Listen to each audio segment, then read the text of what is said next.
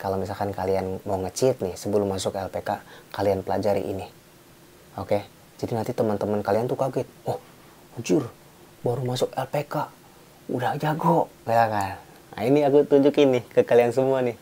Bismillahirrahmanirrahim. Assalamualaikum warahmatullahi wabarakatuh. Selamat malam teman-temanku, sahabat-sahabatku dimanapun kalian berada. Kembali lagi bersama aku di sini, Ojak, di channel yang penuh suka duka ini.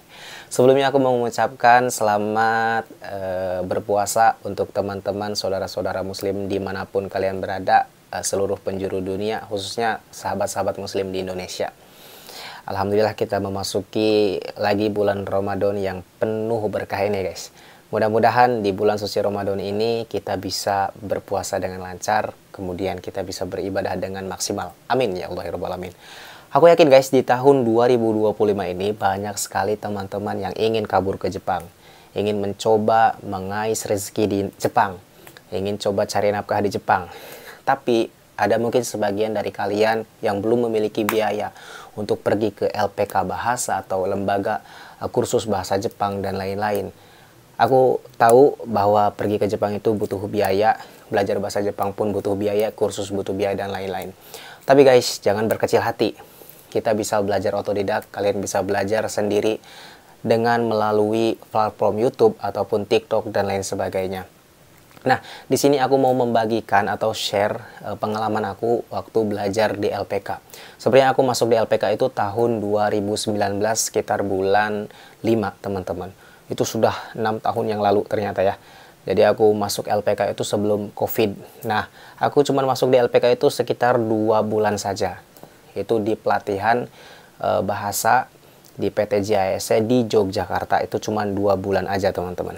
Dan aku mempelajari ini yang aku tulis di sini. Nah, ini bisa kalian terapkan sendiri, bisa kalian pelajari sendiri di rumah, kalian bisa coba ulik sendiri. Nah, untuk teman-teman juga yang sekarang sedang mempersiapkan diri untuk masuk LPK, ini akan sangat membantu sekali. Jadi kalian bisa start lebih dulu, memulai lebih dulu. Oke, aku bakalan spill nih, apa aja yang dipelajari di LPK. Jadi, yang pertama itu, kita belajar huruf hiragana. Jadi, huruf yang dipakai di Jepang itu ada 3 sebenarnya. Huruf hiragana, katakana, dan kanji. Nah, huruf hiragana ini adalah huruf aslinya orang Jepang yang berasal dari orang Jepang. Maka semua kata yang berasal dari Jepang itu ditulis pakai hiragana. Semua ditulis pakai huruf hiragana. Sedangkan kalau katakana ini adalah untuk bahasa serapan dari negara luar, negara asing. Jadi misalkan ada dari bahasa Inggris mau ke bahasa Jepang kan, nah ditulisnya tuh pakai katakana. Oke? Jadi pertama belajar hiragana sekitar 1 minggu, kemudian juga katakana sekitar 1 minggu, dan terus langsung ujian. Di sini tuh langsung ujian, guys. Ini ujian pertama. Kalau ujian hiragana sama katakana ini nggak lulus, ini nggak bisa berlanjut. Jadi waktu itu banyak teman-temanku pulang di tahap ini. Nah, kalian bisa mempersingkat ini, guys. Kalian bisa menghindari ini agar kalian juga tidak dipulangkan atau kalian bisa gagal di sini ya. Kalian menghindari ini dengan cara apa? Dengan cara kalian belajar dulu sebelum masuk ke LPK. Kalian bisa buka di Google. Belajar hiragana dan katakana. Di Play Store ada. Bukunya kalian bisa beli juga. Oke? Nah, misalkan kalian mau belajar juga di sini dengan aku nanti bakalan buat videonya tersendiri, terpisah. Belajar hiragana dan belajar katakana. Kalau kalian mau, kalian tulis di kolom komentar, nanti aku buat videonya. Dan ini ada ujian di sini, guys. Ini harus benar-benar lulus. Ini ujian pertama di LPK waktu itu. Jadi di LPK itu nanti ada bakalan 3 kali ujian. Kalau yang di LPK yang aku ikuti, ada 3 kali ujian. Yang pertama ini hiragana dan katakana. Oke? Oke. Ini. Kemudian guys, ada juga hafalan kosakata bahasa Jepang. Nah, hafalan kosakata bahasa Jepang ini 1 paket dengan pola kalimat. Oke? Jadi 1 paket. Hafalan kosakata bahasa Jepang dan belajar pola kalimat bahasa Jepang. Nah, waktu itu selama aku 2 bulan, aku mempelajari cuman 13 bab menggunakan buku Shin Nihongo. 2 bulan itu 13 bab. Itu pun sudah benar-benar sangat-sangat padat sekali. Jadi 1 hari itu kita bisa 1-2 bab membahasnya. 1-2 bab membahas pola kalimat ini. karena waktunya benar-benar singkat, selama 2 bulan. Nah, bagaimana caranya di LPK itu? Membahas per bab-babnya. Jadi, kalau misalkan kita masuk ke pola kalimat bab 1 misalkan. Kita masuk ke bab 1, ya. Nah, sebelum kita masuk ke pola kalimat bab 1, kosakata yang ada di bab 1 itu kita harus hafalkan. Jadi paketan. Jadi sebelum kita memulai pelajaran bab 1, kita harus sudah hafal kosakatanya. Jadi kita dites. Harus bisa semuanya. Kalau misalkan belum bisa, dihukum-hukum dulu. Yang belum bisa, belum hafal semuanya, nggak boleh ikut pelajaran masuk ke bab 1. Jadi seperti itu. Nah, kosakata ini kalian bisa pelajari juga di rumah. Sebelum masuk LPK, kosakata bisa dipelajari. Kecuali pola kalimat. Mungkin pola kalimat butuh guru atau butuh senseinya ya, yang mengajarkan seperti ini loh, seperti ini. Tapi kalau kosakata kan gampang, tinggal kita hafalkan. Misalkan taberu, makan, nomu, minum, kayak gitu makan bisa dihafalkan ya. Jadi kita menghafal mah sama kayak menghafal apa aja, menghafal bahasa Arab atau bahasa Inggris pun sama. Menghafal kosakatanya aja dulu. Jadi ini tugas kalian nih. Kalau misalkan kalian mau masuk LPK, sebelum kalian masuk LPK, kalian harus pelajari dulu hiragana, katakana, kosakata. Itu modalnya. Nah, kemudian pola kalimat. Pola kalimat ini sebenarnya nggak harus dipelajari juga ya sebelum masuk LPK. Tapi alangkah lebih baiknya kalian juga mempelajari pola kalimat ini. Nah, kalau misalkan kalian mau aku juga bahas pola kalimat dasar di pemula, aku bakalan buat. Silakan kalian tulis di kolom-kolom komentar ya. Kalau misalkan kalian mau gitu kan. Aku bakalan sedikit share tentang pola kalimat yang dipelajari di LPK di video-video selanjutnya mungkin. Jadi pola kalimat di N5 itu sebenarnya sedikit, cuman 25 bab. Nah, mungkin buat kita yang misalkan baru pertama kali belajar bahasa Jepang, itu kayak kelihatannya tuh susah, rumit. Sebenarnya nggak serumit itu, teman-teman. Kalau misalkan kita sudah belajar hurufnya, sudah tahu huruf hiragana, huruf katakana, sudah tahu cara bacanya seperti apa, ini belajar pola kalimat ini akan mudah. Karena kita sudah bisa membaca. Jadi kuncinya itu, bisa menulis huruf hiragana dan katakana, bisa membacanya, baru kita bisa belajar pola kalimatnya. Nah, titik asik belajarnya bahasa Jepang itu di sini, teman-teman. Di sini. Kalau kita sudah bisa pola kalimat, barulah kita bisa di sini. Jadi di LPK juga ada pelajaran ini. Ada tes sebenarnya. Tes percakapan. Jadi bagaimana kita bisa bercakap-cakap?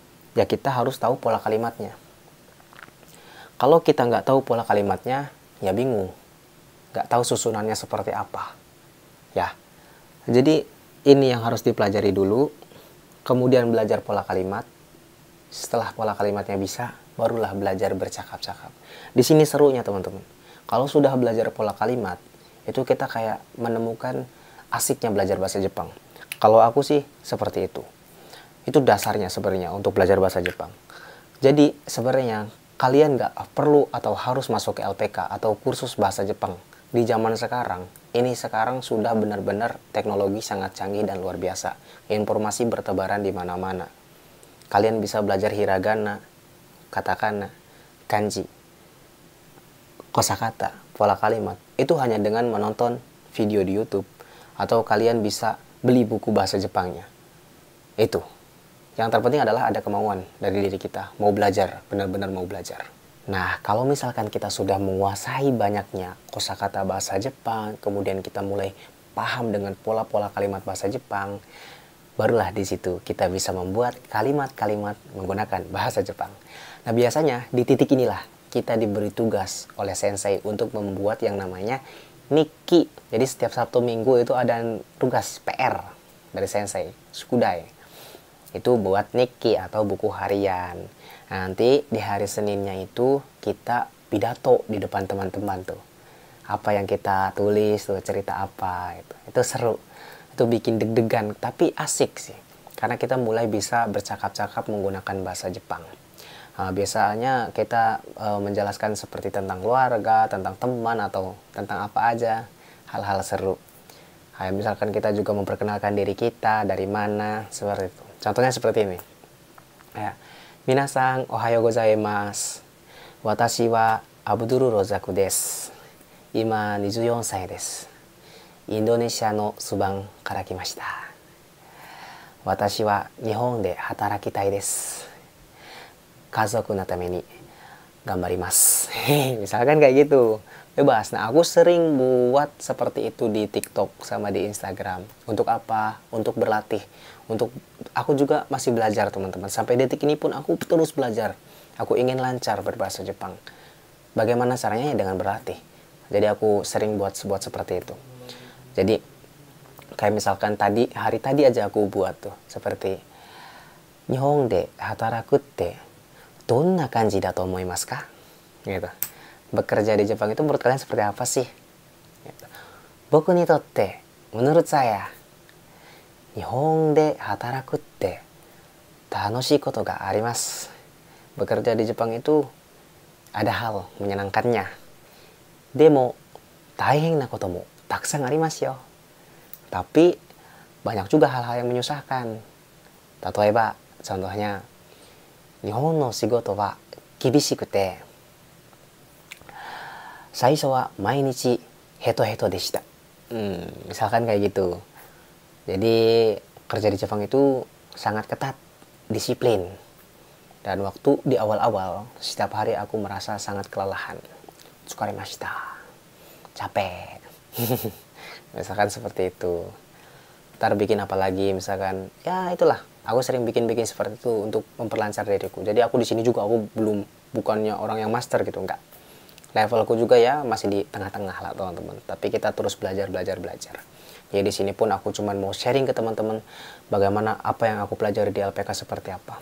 Jadi kurang lebih itu, teman-teman. Jadi kalau misalkan kalian sebelum masuk ke LPK, kalian sudah menguasai minimalnya 3 ini nih. Wow, kalian bakalan aman dan lancar. Kalian bakalan melangkah 1 langkah 2 langkah lebih jauh daripada teman-teman kalian yang masuk ke LPK dari 0. Itu sih. Oke. Gak apa-apa. Kalau pola kalimat kalian bisa pelajari di LPK gak apa-apa. Tapi lebih baik pola kalimat pun kalian pelajari di rumah. Ini. Jadi ini adalah nge-cheat. Kalau misalkan kalian mau nge-cheat nih sebelum masuk ke LPK, kalian pelajari ini. Oke. Jadi nanti teman-teman kalian tuh kaget. Oh, anjir, baru masuk LPK udah jago, ya kan? Nah, ini aku tunjukin nih ke kalian semua nih. Di LPK tuh yang dipelajarin cuman ini. Hiragana, katakana, hafalin kosakata bahasa Jepang, kemudian belajar pola kalimatnya dari bab 1 sampai bab 13 aja. Udah, misalkan sebelum masuk ke LPK. Kemudian kalian belajar percakapan. Belajar buat kalimat seperti tadi. Setelah kalian bisa pola kalimat, kalian masuk ke LPK, sensei kalian pun pasti kaget. Wih, kok udah bisa? Hiragana sudah hafal. Katakana juga sudah bisa. Kosakata sudah. Nah, jadi nanti kalian bisa melesat lebih cepat. Oke? Jadi jangan lama-lama belajar di LPK mah. Atuh, ya, ngabisin uang, ngabisin biaya lagi. Jadi jangan lama-lama. Oke? Kalian bisa belajar otodidak di rumah dengan membuat dengan mempelajari video-video yang ada di YouTube. Oke, nah kalau misalkan kalian suka dengan video-video seperti ini dan kalian mau aku bahas satu persatu seperti cara belajar hiragana, cara katakana, cara pola-pola kalimat dalam bahasa Jepang, kalau misalkan kalian mau komen ya. Jadi kalau misalkan kalian banyak komen, aku bakal buat, gitu kan. Ya terima kasih untuk kalian juga yang sudah menonton video ini. Semoga video ini bisa bermanfaat buat kalian. Jangan lupa share ke teman-teman lain kalian ya, tapi jangan di-share ya ke teman-teman kalian. Soalnya apa? Kan kalian mau nge-cheat. Jadi nanti biar teman-teman kalian nggak tahu video ini, teman-teman kalian belajar LPK dari 0, terus kalian sudah bisa. Enggak. Tapi biar bareng-bareng ya teman-teman ya. Share. Oke? Oke, salam SCTV, bye-bye. Sambil ngopi tuh.